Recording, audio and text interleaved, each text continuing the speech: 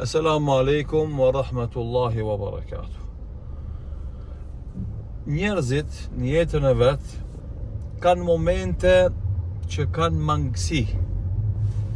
Dhe ato mangësi e shqesojnë edhe rrethin përreth tyre.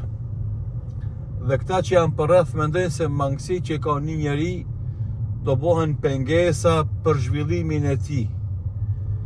Në këtë formë ka qenë edhe ndodhia me Sheikh Ibn Bazin rahimahullahu taala, Sheikh Abdulaziz Ibn Bazin, Allah e mëshiroft, dhe me xhenetin Firdaus e gëzoft. Si i vogël ati i ndodh që ai verbërohet, çorohet. Dhe nona e tij, Ummu Muhammedi, është mërzit shpesh për gjendjen e tij. Saqë shpesh qante edhe i zgjaste koha me të qajtur. E kishte një grua e cila i vizitonte dhe i thoshte pse po kanë, pse mërzitesh ka shumë për Abdulazizin, për djalin.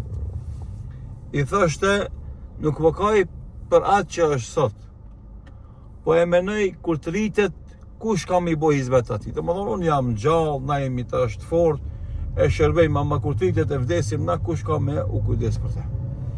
E kjo grua që vinte dhe i vizitonte këtë familje, Ummu Muhammedin, i tha kështu: o Ummu Muhammed, vend se të kash, a me të kajtme nuk e ndihmon kur gjo gjendjen.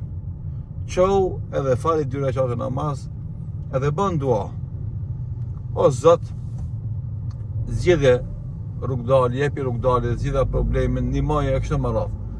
Kjo tha është ma mirë se sa ti me kajt. Edhe për ndihmë, kjo nona e Sheikh Ibn Bazit rahimahullahu taala i fali 2 rekate namaz dhe boni dua për djalin e tij që Allah i madhreshëm të çon atij vazhdimisht në jetë kush ka me e shërby, kush ka mu kujdes për te.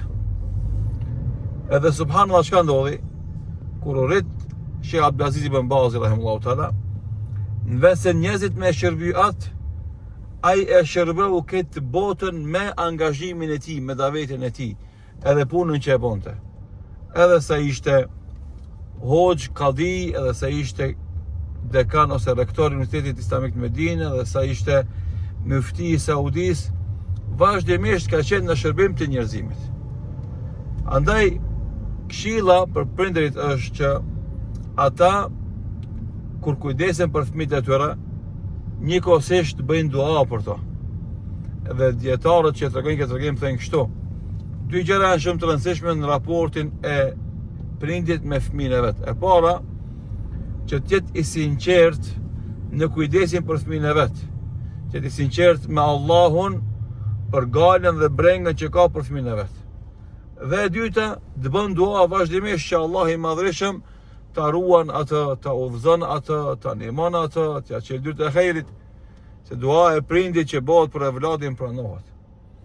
Edhe normalisht kjo nan Ummu Muhammedi, nana e Sheikh Abdulaziz Ibn Bazit rahimahullahu taala, kur u çu me falat namaz, në atë shqetësimin që kishte, në atë mërzinë që kishte, në atë pikëllimin e madh që kishte, sigurisht që ajo gjendje e ishte që e bënte këtë besimtarët shumë më afër Allahut. Dhe lutjen që e bënte për djalin e tij, Sheikh Abdulaziz Ibn Bazit rahimahullahu taala, ishte shumë e sinqertë.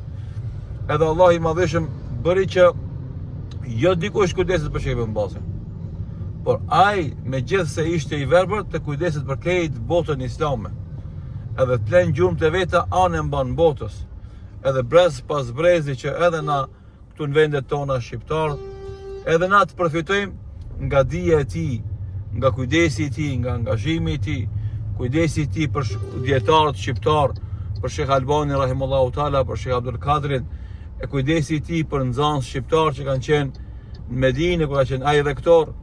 E pastaj, domethënë kujdesi i tij për thirrjen islame në përgjithësi anë mban botës, që tregon do thotë se duaja kësaj nënës është pranuar, edhe ky njeri megjithëse ka qenë i verbër, dobia e botës për tij ka qenë e madhe. Pra shkak e them, e përfundoj këtë ndodhi me atë që e fillova në fillim. Do thotë një mangësi që ti e ki nuk do me thonë që me qenë kufizim për ty.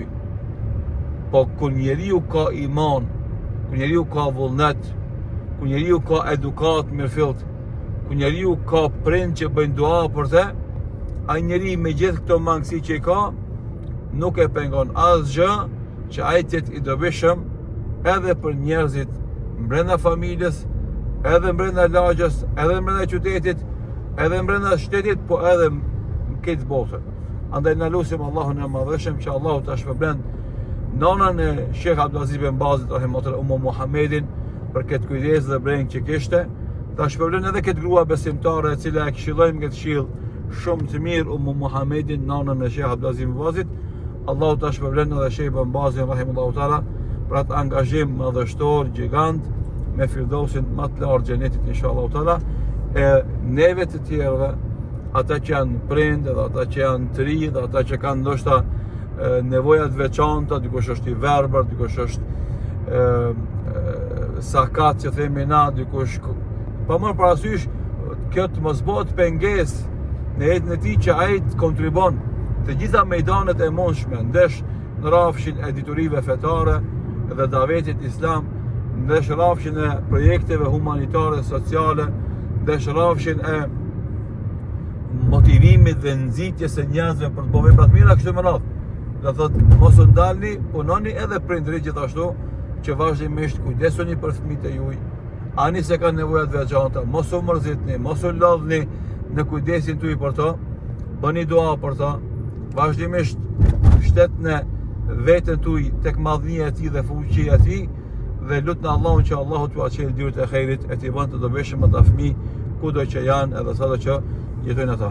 Andaj shifni një ndodhi e vogël, bëhet një shkollë e madhe me mësime dhe porosi për të cilat të gjithë na kemi nevojë. Lutem Allahun e Madhëshëm që Allahu ta bën besimtar të devotshëm, të mençur, njerëz që përfitojnë për të gjitha ndodhive, reflektojnë dhe pastaj ato të mira i përhapin kudo që gjinin dhe kudo që jetojnë. Zoti shpëlbeft. Selamun alejkum wa rahmatullahi wa barakatuh.